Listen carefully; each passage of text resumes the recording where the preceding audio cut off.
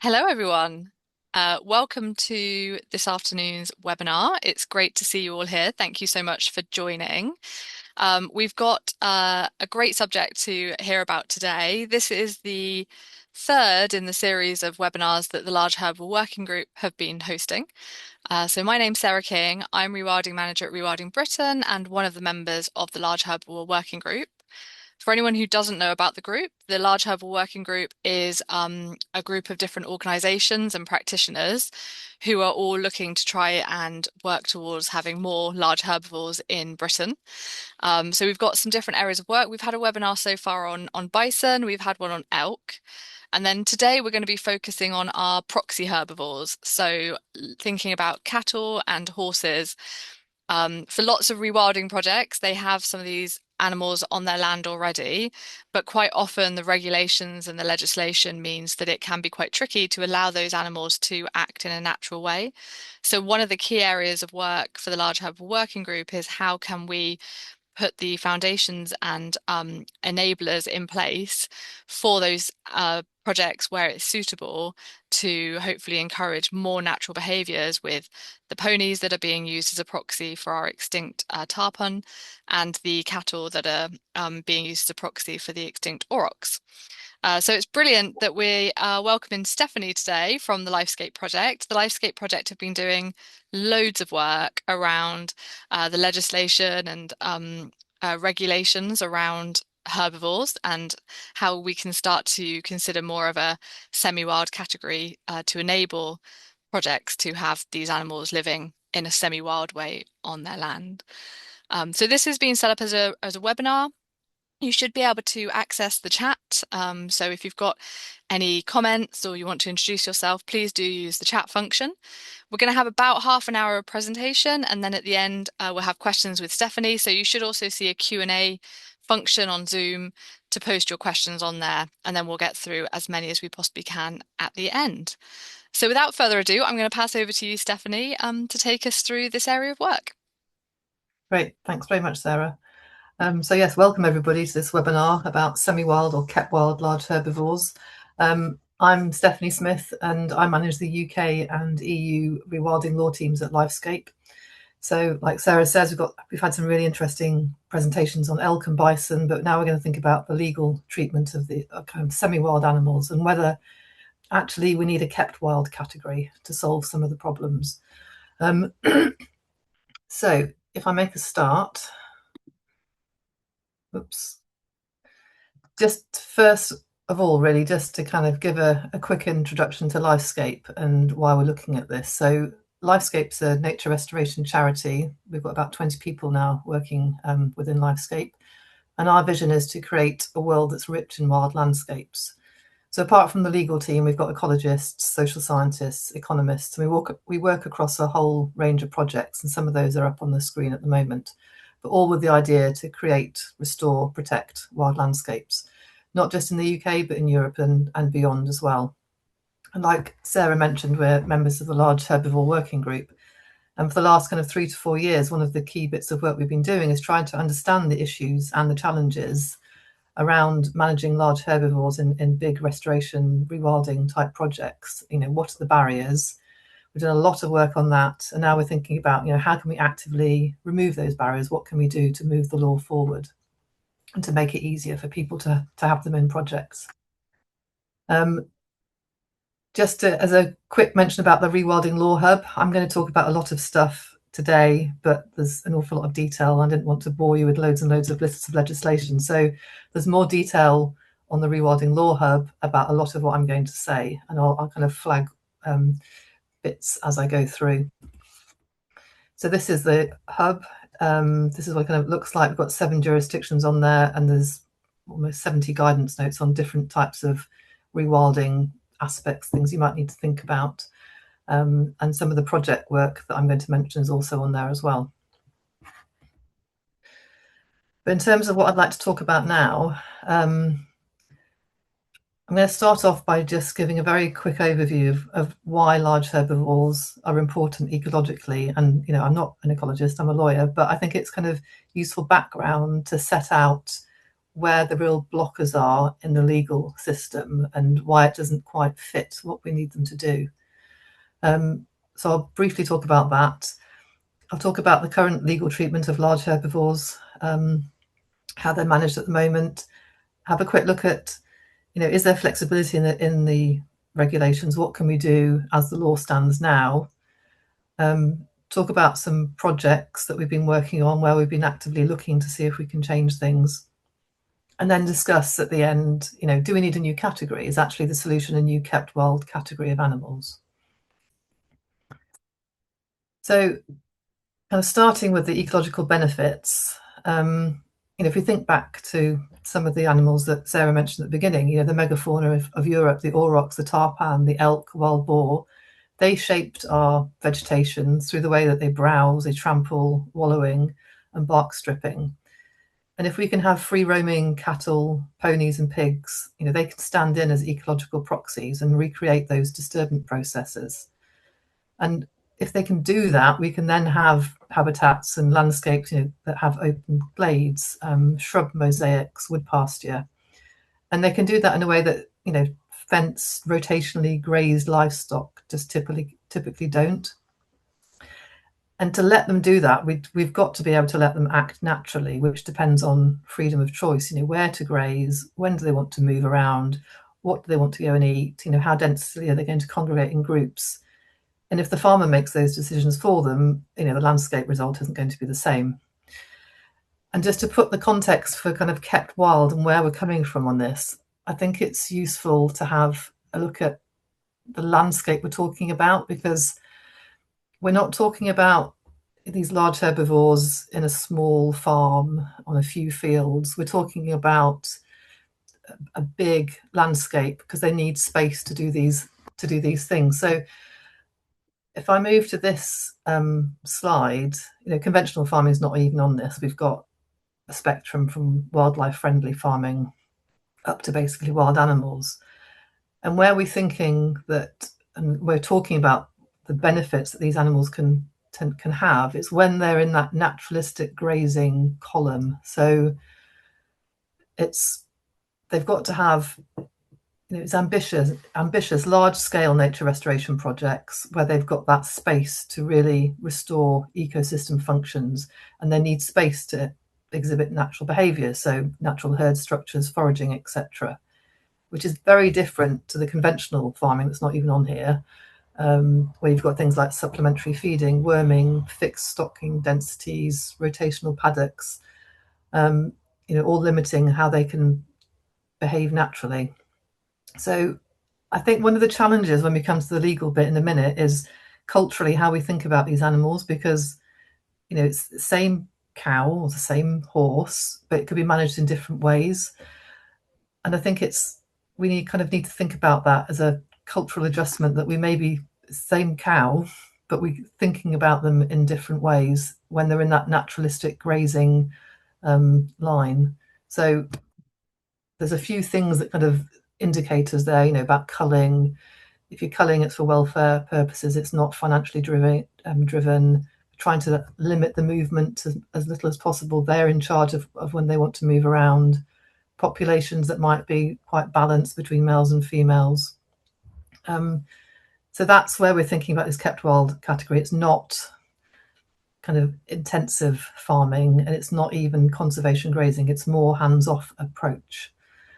And if I just go to very quickly finish up a few of the other ecological benefits. So if they've got that space, they can then exhibit natural herd dynamics, for example. And if you've ever visited Chillingham Cattle up in Northumberland, I think that's something that's really lovely to see, because they move around in groups. You have all the teenagers hanging out together. And the major benefit there, if you've got that natural herd structure, they impact the vegetation in a different way compared to how it would be managed normally on a farm. So that's really important, to give them the space to do that. And then the last thing, this is ideal world. If you could tick all these things off, it would be amazing.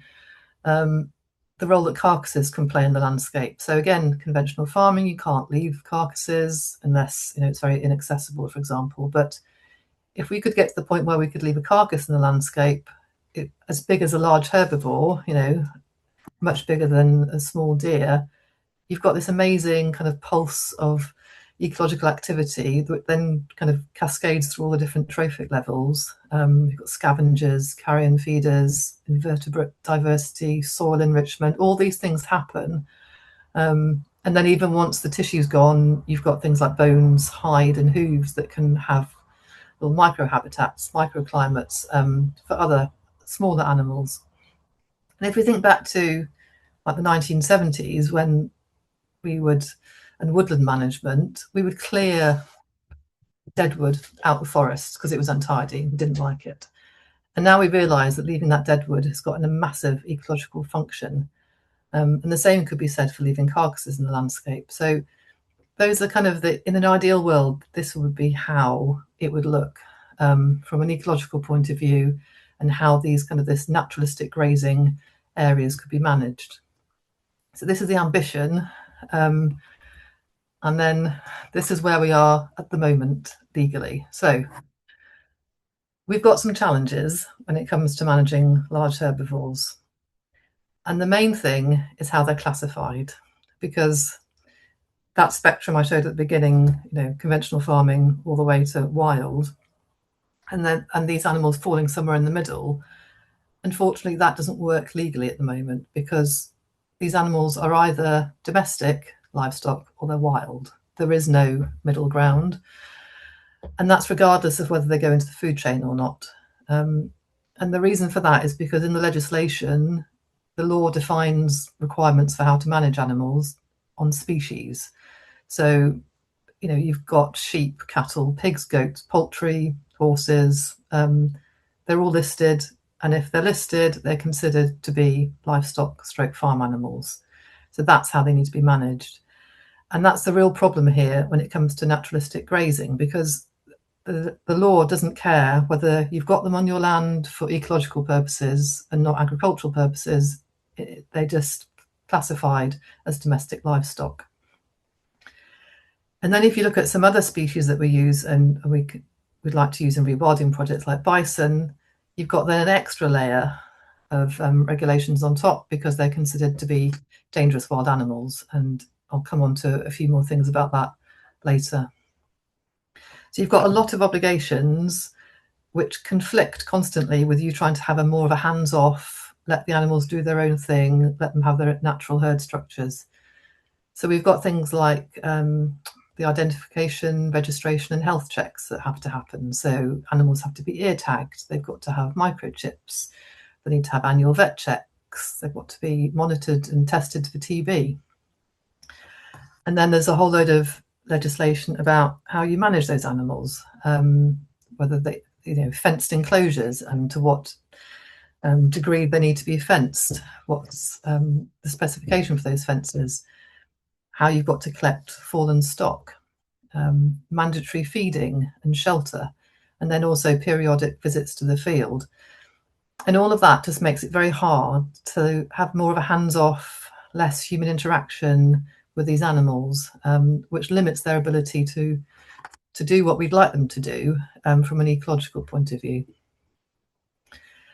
So with all that in mind, we've been thinking a lot about what can we do within the existing regulations. Is there any flexibility where we could do things in innovative ways, take a different stance on things, without maybe having to have a whole kept wild category? What can we do currently now with what we've got? And there are a few options. There's a little bit of flexibility in the UK regulations. They all broadly stem from EU law originally. But one of the things we've been finding is that it's not actually very easy to work out how to do things in different ways or how to apply for something, because quite often the legislation is quite opaque and vague, or there's not even a process for how you would apply for a derogation. And so a lot of our work within the Large Herbivore Working Group has been to see how we can change that. And we've been partnering with projects on the ground and collaborating with authorities to kind of work through, if there's flexibilities, how can we make them work in practice? And then with the hope that we can sort of set out a roadmap that others might be able to follow. And the first one of those on the slides relates to equine microchipping and passporting requirements. So under those 2019 and the 18 regulations, it's possible to have a derogation or an exception for semi-wild horse herds, which means that you don't have to microchip and you don't have to have the passporting requirements unless they leave the area that's the wild herd area, semi-wild herd area, or there's some kind of veterinary intervention, which is great from an ecological point of view because it means that those herds can, stay away from humans for longer, not disrupting their natural processes. And there are a few herds that already benefit from this, which are specifically listed in the regulations. So Exmoor, New Forest are examples, Wick and Fen as well.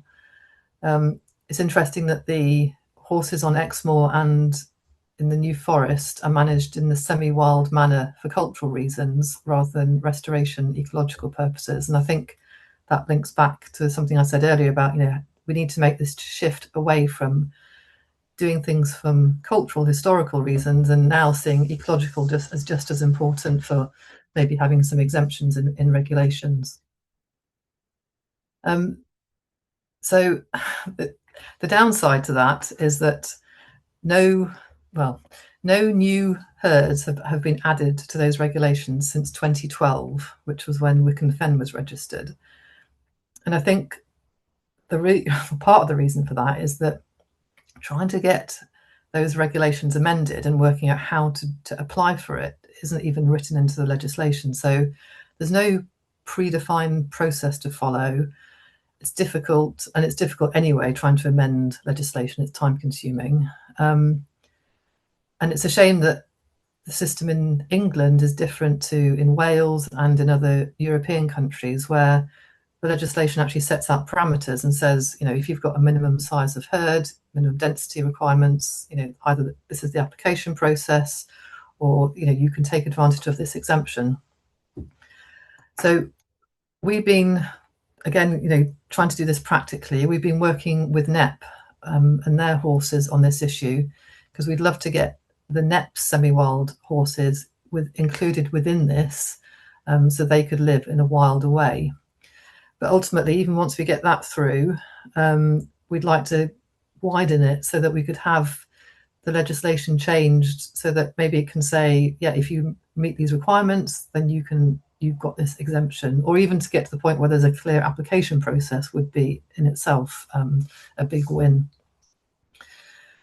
And then moving on to cattle ear tagging, again, it's a similar kind of issue. It'd be fantastic if we didn't have to ear tag livestock in big rewilding projects. We're not working on an active project on that at the moment, but just to flag that there is a herd that is treated slightly differently for those purposes in England already. So the cattle at Chillingham, which I mentioned, don't have to be ear tagged. And they've also got different rules in relation to TB testing and carcasses. And again, it shows that a different approach can be taken. But Chillingham, again, that's for cultural, historical reasons. But the theme is coming out that we can do things for different reasons. Let's maybe move things forward now in the conversation and do things for ecological reasons as well. So fallen stock, the last point on the slide. There is a bit of flexibility, although it's very complex how all the different bits of law interact. And there are some potential routes that we could use for derogation so that we could have a carcass left in the landscape. And one of the interesting ones is leaving it there for research purposes. And we are in initial discussions with APHA to explore the potential to use some of those in a pilot project. And we've talked to them about maybe using a regulatory sandbox approach to that, which is an approach the tech world uses a lot, where they want to test something outside the normal parameters. And it would be great if we could do something similar. Now, this isn't an unusual idea. It's just not been done in the UK in terms of leaving a carcass. If you went to the Netherlands, in large nature areas, you can leave a carcass. And there is quite a lot of research about how this helps the ecosystem in the EU, But obviously, we've got different predators and a different ecosystem. So it'd be great if we could have that research done in the UK. So we're working on that and keen to try and move that forward and make it happen. And then I didn't want to kind of bombard you with absolutely loads and loads of regulations. So it's probably worth flagging where to find out more information. So if you want more detail on any of this, because there's reams and reams of legal stuff and detail, if you go onto our rewilding law legal hub, within that there's the rewilding legal innovation lab that's got a lot more detail about the things that I've been talking about. So the semi-wild horses at NEP, all the arguments for why we think that should happen, and the application is there on the website. There's a detailed thing about leaving carcasses in the ecosystem. And there's also in the middle, just to flag, this isn't just work we're doing in the UK. We're also looking at similar issues in Europe so that we can learn from different jurisdictions. So the one in the middle, we've been collaborating with Rewilding Spain and Rewilding Europe. Again, how can we let livestock regulations be interpreted slightly differently? And that one's focusing on horses, Taurus cattle and bison. So hopefully if we can move something forward in one jurisdiction, it might help the UK in other ways as well. And we'll be adding more detail to this kind of lab as things move on.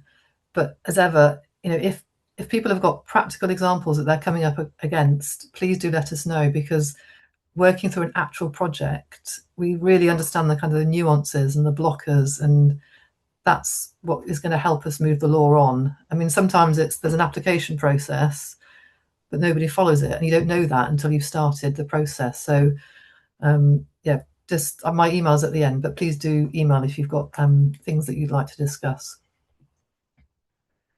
So I kind of talked about projects that we've worked on within the existing law, but then there's only so far we can go with kind of tinkering around or using the things in with what we've got. So what do we do next? Where do we go next? Can we go further and think about a whole new category of animals? And I think the problem is because we've got this kind of binary system. It's either domestic livestock or it's wild, and there's no middle ground. And if we had a category that was kept wild, I realise that's a typo on the slide, but anyway, that would take these animals out of domestic and out of wild, and then we could have a bespoke system of managing them. And I think, again, just to reiterate, it's not, it's got to be kept wild that meets certain criteria. So it's kept wild where they can graze extensively. They've got to be on big, large-scale restoration projects. So we're not trying to have a system that would be very close to farmed animals. It's got to be further away from that, because they've got to be able to have that space to exhibit their natural behaviours. So where do we go from here? Well, the good news is that there is more people are talking about this idea. So these are just two articles that I picked from this year. So in the Vet Record and also in the Telegraph, where I think, Sarah, you're actually quoted in this one, talking about the kept wild idea. I mean, sometimes you see this referred to as wild kept, sometimes kept wild, semi-wild, and I don't think we need to focus on what the actual terminology is at the moment. It's more moving away from a species related emphasis to thinking about their ecological function. I mean, there's some things, if you have wild kept or kept wild, there's a slight different emphasis on the words, but the main thing is thinking about these animals living in a different way, and it's their ecological function is what's so exciting about if we can give them space. So we need to do more. And the way that we've moved things on further is via the Law Commission, we hope. So the Law Commission has a programme of law reform. They do that kind of roughly every 3 to 4 years. And they consult on new projects and add stuff to the list to think about. I think they're in about their 14th program at the moment, and what's in it is fixed. But it is possible to submit ideas outside their standard cycle. So just before Christmas, we submitted a very detailed overview on all the current barriers that we see to semi-wild large herbivores, with suggestions on how they could be overcome. With the main message that actually, just to solve a lot of these problems, we do need a new kept wild category, which has obviously got benefits for the ecosystem. It helps the government meet their 30 by 30 targets. And it's quite a long, detailed report. The executive summary of it is up on our website. But if you would want, if you'd like to see the full report, just email me and I can send it to you. But I'll quickly run through some of the key arguments that we put forward in that report. So the first is the Dangerous Wild Animals Act that I've already mentioned. And that applies to certain species of kept wild large herbivores, so things like bison, elk, wild boar. And that in itself causes some problems. So let's just assume for now that it's a bison we're talking about. It's in a very large enclosure. That bison is going to be treated in lots of different ways at the same time. So it's considered to be a wild animal in captivity under the Dangerous Wild Animals Act. It will also be considered as an animal released into the wild, which will need a license under the Wildlife and Countryside Act. And it could also be considered as a domestic farm animal, and so it's going to need its identification requirements, ear tagging and other requirements that apply to farm animals. And it clearly doesn't make sense to have all three classifications on one animal at the same time. An animal cannot be a captive wild animal, a released wild animal, and domestic livestock all at the same time. It doesn't make sense. And apart from this, like the ways the ways that legislation kind of interacts and doesn't quite make sense, trying to navigate that as a rewilding project is so time-consuming, expensive, and it just demonstrates that we've just got this binary approach at the moment where it's wild or domestic and there's nothing in between, and we really, really do need something in between. The second problem is also sort of related to the DWAA because, again, it's just not clear whether some of those kept wild animals, I think my slides have just gone. Yeah, we've got a blank screen at the moment. That's good. There we go. They're still there. Right, okay. I'm on this one, I think, yeah. So this is also about the DWAA. It's just not clear whether some of these kept wild large herbivores should actually be animals in captivity for the purposes of the Act, especially when you think about them in huge areas, because they need big areas.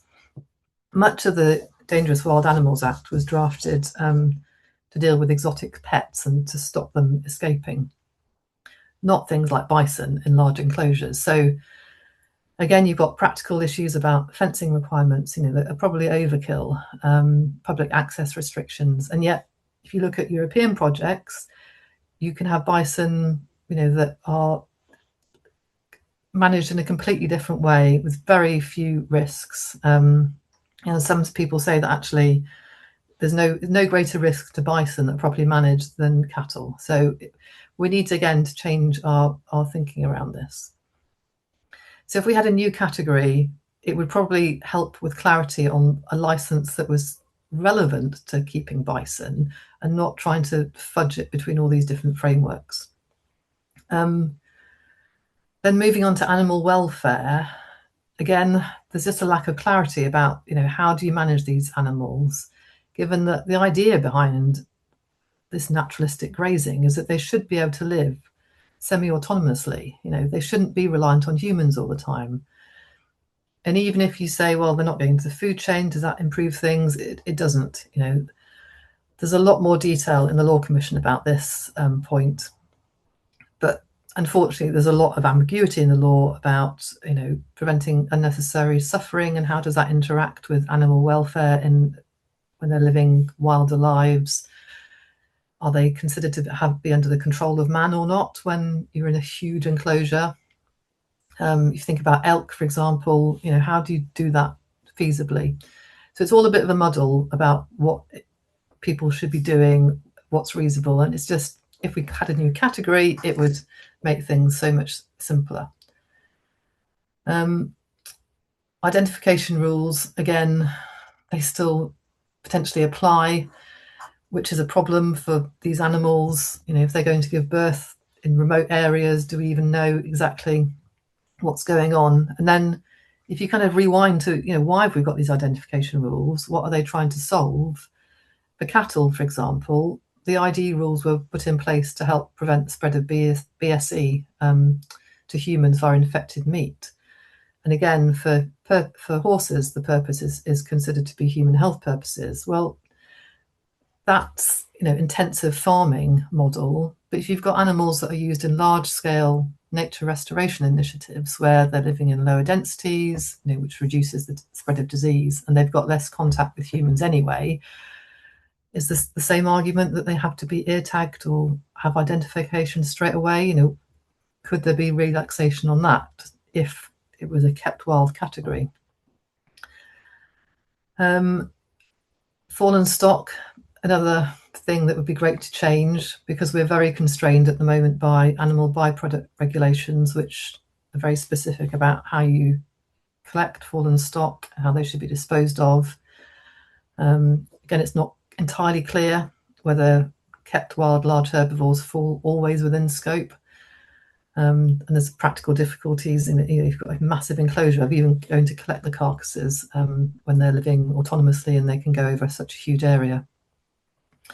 So we see that, like I mentioned, 1970s, the deadwood thing. This is like closing the circle of life. If we could get a carcass left in the ecosystem, that would be fantastic. And then lastly, TB testing. It's just another point of handling, which is stressful for animals. And again, thinking about the disease risk in a different way. In naturalistic grazing, we need to do more thinking on that. So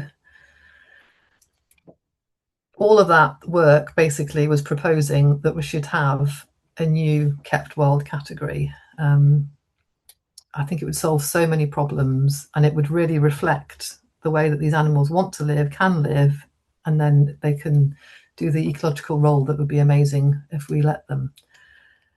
And I think for practitioners and people thinking about having large herbivores in different ways, there's so many contradictions, and the law is such a muddled mess in so many respects that if we had an extra category, it would just provide so much better clarity on that.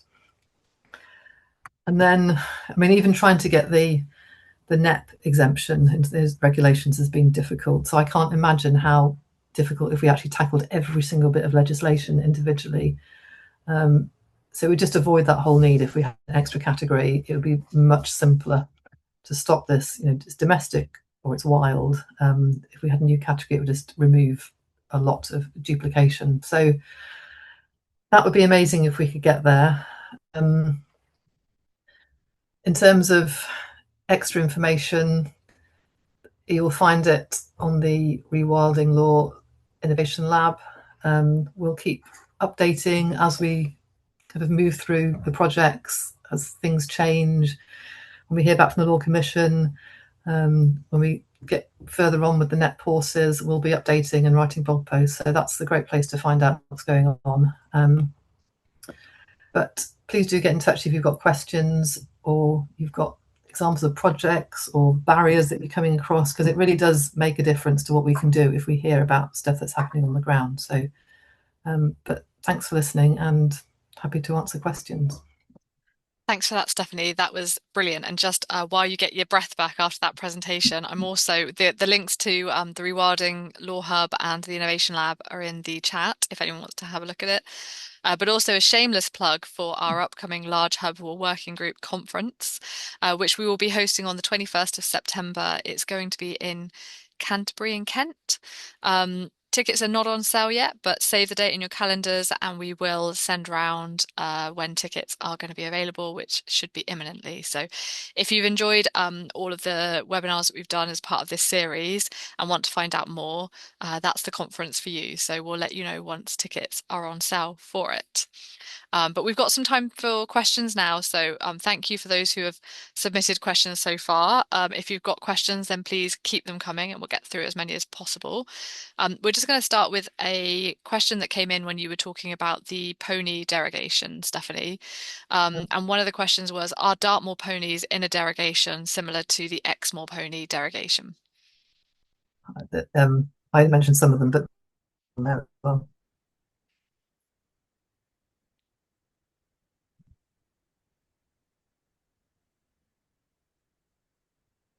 Sorry, you broke up then, Stephanie. Can you so just repeat that sorry, again? I'll say that again. Yeah, so I only mentioned some of them, but Dartmoor are on the list as well. So basically, if you Perfect. think about wild ponies in this country, then they're on the list. Great. Thank you. We've got a question from James Hurd. Has much thought been put into liability with regards to large herbivores? For example, if a cow injures someone to keep, the keeper of the cow is liable. If a wild animal injures someone, no one is liable. If kept wild implies a degree of management by people, would the risk of injuries to people be something that still lies within that person or the person managing those animals? Yeah, and that's something we have thought about. And we've been talking to projects in Europe about that, where some of them have got some interesting insurance to deal with that. And that is something we're also talking to insurance brokers in this country about potential to cover that off. But I think it's to think about public access, how handling them, how minimise that risk in the first place. Yes, it's another thing to think about when wild animals are treated differently. Yep, absolutely. There's a question from Stuart. Whilst the laws and regulations may be very restrictive, there will have been a rationale for them being implemented in the first place. That rationale might be outdated. How much of the work that you're doing is about getting exemptions, getting around existing laws, and how much is trying to find alternative solutions to the problems? I think you've described a little bit about that, but can you just, yeah, maybe tell us a little bit more about it? Yeah, so I think or see how they could be as a starting point and time consuming purpose. Everybody can't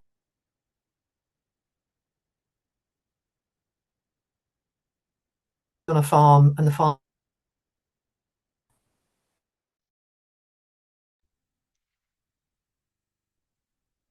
laws and reach okay, current laws and then we the blocker it's a change laws. So I think we could almost have to use what we've got and then see if it doesn't work and then try something else. I'm really sorry, my internet's cutting out, so I've just lost you on that. But yeah, I will carry on. I apologize for my internet being rubbish. Um, there's a follow-up question from Tom that says, can you elaborate on what's currently being worked on with regards to getting horse and cattle legislation changed? What can we expect to come for the rest of 2026? Like your enthusiasm that it will be done in 2026. It just moves so slowly. So I think for the conversations with AFA, that's on carcasses around that specifically. So it's looking at can we have a they've already said to us that if we go down the regulatory sandbox, it's going to be slow. They've had a regulatory sandbox idea on something else, and they've already been talking about it for 3 years. So it's slow. I've been working on not cattle legislation, but looking at how to change marine legislation. And again, things have been talked about for a long time, but it just takes forever for things to move. So I think it's slow, incremental progress. I'm hopeful that the NEP derogation will come through. If that can come through this year, that'd be amazing. I think that's probably the most optimistic I can be in terms of what's happening. We're already in July in the next 6 months. Yeah, absolutely. Yeah. Thanks for that. There's a question from Neil. Have any sandboxes being proposed in the UK? Yeah, so well, early conversations with AFA about this sandbox approach for carcasses, but I know it's happened in the marine field. So there are crossovers, and the Environment Agency know about it in other fields. So it's not like every regulator doesn't know about it in the environmental space. I think there's just they need encouragement and pushing to use it as an idea when it has been used so well in the fintech area. Um, yeah, we're working on it, is all I can say. We're trying to encourage people to think about it more. Brilliant. Thank you. There's another question. Do you feel there is much traction with the Law Commission, other arms of government like DEFRA for change and concepts like kept wild? Yeah, I mean, the Law Commission, because we're not in their actual program, it's like an extra thing. We're not at the top of their priority list, but they have said that they're going to look at it, and we're hoping to have a meeting with them to discuss it in a bit more detail. And I think it comes up a lot in conversations, and I think the fact that you saw the article in the Telegraph, it shows that it's becoming more of an issue. And I think the more people hear about it and the more people talk about this ecological function for these animals and moving away from the species focus, it will happen more. So it's almost like pushing it forward, and eventually we'll get more and more momentum behind it. Brilliant. Thank you. Question from Dan. You mentioned animals that don't go off for meat production fall under the same category at the moment. Mm-hmm. Is that the first or easiest step forward for us getting the legislation changed? So are we focusing on those sites that maybe aren't looking to put these animals into food production? Yeah, I mean, we've had a lot of conversations with farmers and projects about how they manage their animals, and what would be the biggest win to changing things. And we did think about, could we have some kind of derogation or exception for if they don't go into meat production. But having spoken to a lot of rewilding projects, quite a few do actually put their animals into meat production as a way of helping the funding, or a way to deal with when they've got too many numbers. So to find a project that didn't have any meat production and was purely for ecological was quite difficult, we found, to find. If there's one out there, then be happy to talk to them. And so when we've chosen something to push forward, we've tried to do it on what's going to make the biggest impact for the most people.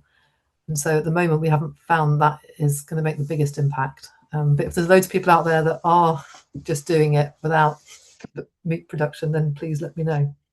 Yeah, because I think for the Netherlands in particular, when it comes to kind of carcasses and having the derogation there for carcasses, that's in areas where they're not producing food. So that does seem like a natural Mm, opportunity if there's anyone out there that is doing that. yeah, definitely.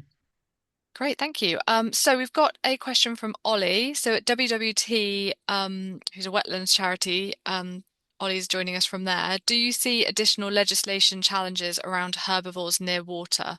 So, for example, carcasses near water, or anything around herbivores that could be affecting kind of river banks and watercourses?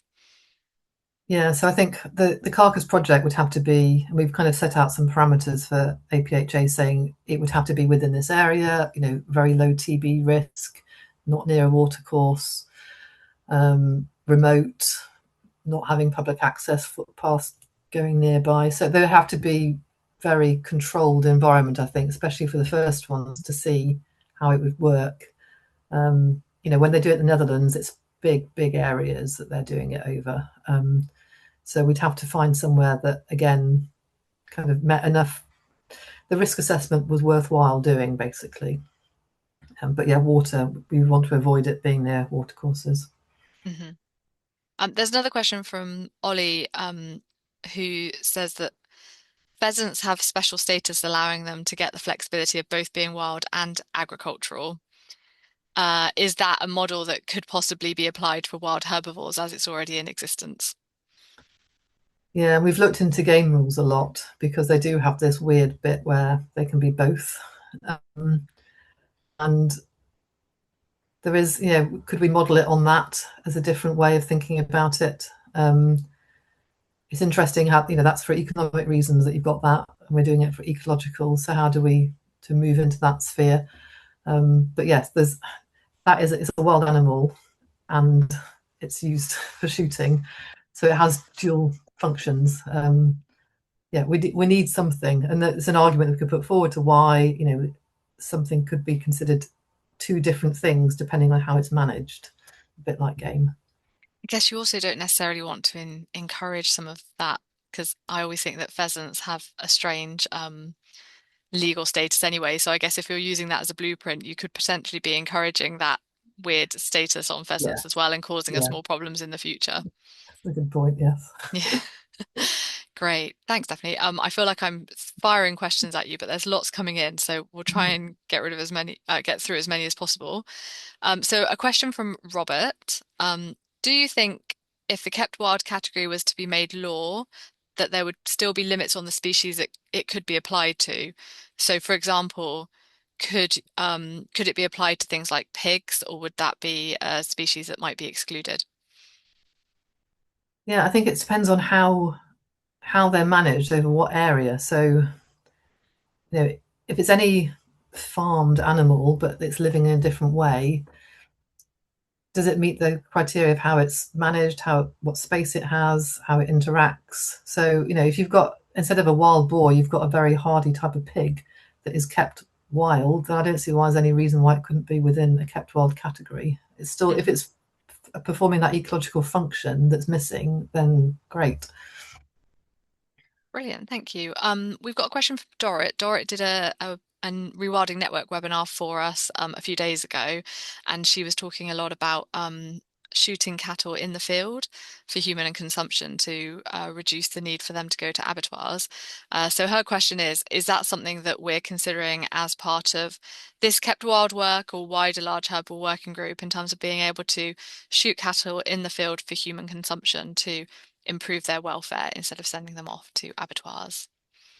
Yeah, I mean, it's not in our list of work at the moment. And I know, Dorrit, hello, we have talked about shooting at pasture before, and I think it's like all these ideas. The more that they kind of get repeated to us, and the more that we hear about what's going on and the blockers, then the better, because then we can really drill down into what might need to change in the law and what can make the biggest impact. So yeah, thanks for flagging it again, Dorrit. Thank you. So we've got a question from Leanne, who says, we do need to consider what we do with too many herbivores and grazing animals and find an outlet for them. People don't like seeing carcasses left rotting, and the Netherlands sometimes get hammered when they leave their animals to essentially starve to death. So I think there's some projects that have had that. Um, just saying, I think I don't know whether this is a question, but I think we need to be realistic that meat as an outlet is good. And I guess in the absence of predators, most projects probably will be looking to put their animals into food production because of that. So maybe that's just a comment, I guess, about the fact that a lot of rewilding projects do follow that and maybe don't necessarily have that option to not put their herbivores in the food chain. Yeah, and I think that's what we found, that economically it's more difficult if there isn't anything going into the food chain. Yeah, and we don't have the big predators in this country. It's a different landscape to maybe some wilder bits of Europe. Yeah, great. Thank you. One of the pushbacks we get quite often when I've been talking to people about kept wild is an excuse not to look after animals. Is that something that you come across from the kind of welfare perspective in your conversations? No, because I mean, I think there's a lot of research about this in Europe that's been very interesting, and some of the criticism about some projects where, like you said, animals hadn't got enough food. I think if it came into this country, we'd be very alive to those issues, and so I suspect any animal welfare changes would be written in a way that was taken into account, learning from what's going on in Europe. And I think that's the great thing about working across EU and the UK, that we can have that kind of dialogue going on and see if they've done something great or it hasn't worked. If we're changing something in the UK, what do we need to think about practically to avoid those problems? So yeah, I would never be a proponent of having animals starving, Mm. and I think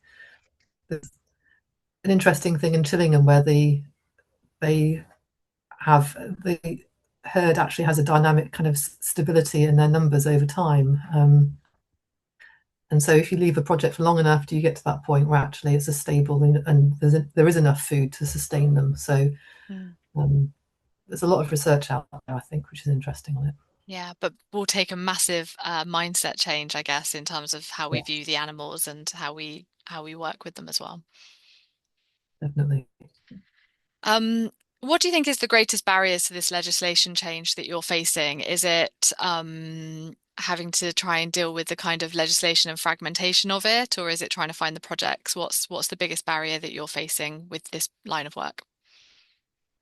I think it's probably a bit of both because we need the projects to work through something, like which is why it's great to kind of the NEP project to be doing that and seeing how the application process works. And we found that in Europe, it really is the practical on the grounds working through a problem that can make a massive difference. But it's also engaging with regulators when they've got so many other priorities, or they don't really understand how something could change, or they're not aware what's going on in Europe because they're just very UK focused, and there's not enough dialogue between everybody. And I think that's where we kind of need to information exchange is really important. Mm, absolutely. Yeah, thank you. I can't see any more questions, but I have got one more. If you could wave a magic wand and you could get something changed with that magic wand, what would that be and how would that help to see the change that you want to see?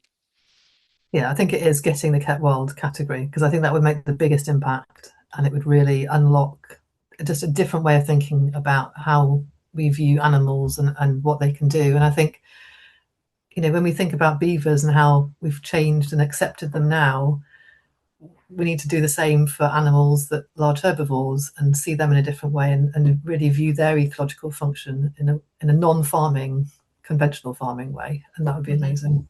Yeah, and I think it really does make you view animals in different ways and think about how they are functioning. And I think at the moment it's very much a case of working with an imperfect system trying to get these animals back and probably getting a little bit tripped up over some of the legislation. So I guess if we can make it a bit smoother, that's going to be better for the animals, but also better for rewilding and how it's going to be approached in Britain, I suppose. Yeah, definitely. Great, thank you. I can't see any more questions. So I just want to wrap up by saying thank you so much, Stephanie. I'm sorry I had my internet problems halfway through that, but thank you for keeping going while I dipped out and then came back in again. As you mentioned, if anyone on this call or watching this recording is interested, in getting involved in any of those pilots and tests, then please get in touch. Or if anyone's got any barriers that they're facing, get in touch with the Lifescape project as well so that they can start to look at that legislation and work through it. But yeah, thank you so much. And keep an eye out for the tickets for the Large Herbal Working Group conference that's happening in September. And thank you everyone for coming this afternoon. And thank you again, Stephanie, for sharing that because that was a lot of information to get out there. And it's obviously a work in progress and you've done huge amounts of work to get it to that stage. So really excited to see where it goes next. Maybe not in 2026. We'll maybe give you a little bit longer than that. But it will be great to see how Kept Wild starts to develop and how it might start having on the ground impact as well. So yeah, thank you so much for your time today. Great. Thanks everyone for coming.